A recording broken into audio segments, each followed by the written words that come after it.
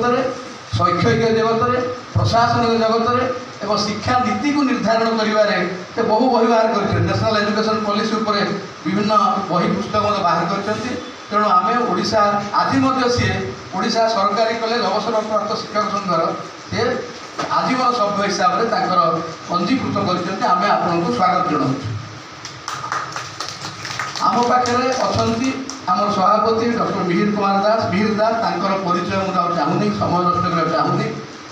एवं आसवे प्रोफेसर गौरांग चरण नंद एवं डॉक्टर विजय मिश्र। डॉक्टर विजय मिश्र समस्त जानते केवल जड़े प्रतिष्ठित शिक्षक हिसाब नुहे Ravenshaw college government women's college Balangir विभिन्न कॉलेज रे से चाकरी कर रमाबंध प्रस्तुत कर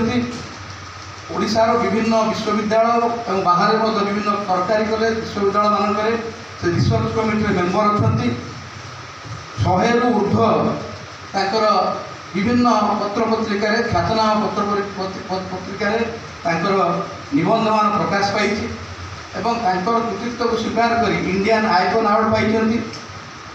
इंटरनेशनल प्राइड अवार्ड पाई विषय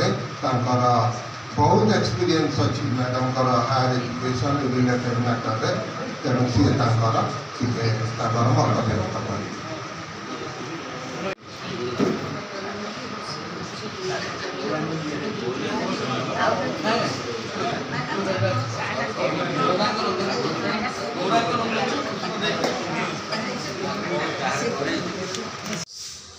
प्रिंसिपल थी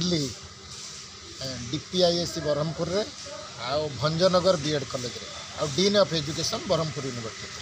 सर कौन कह आज जो सेमिनार आपंकर कौन सब चर्चा है सब?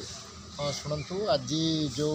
Retired government college teachers association गोटे सेमिनार कर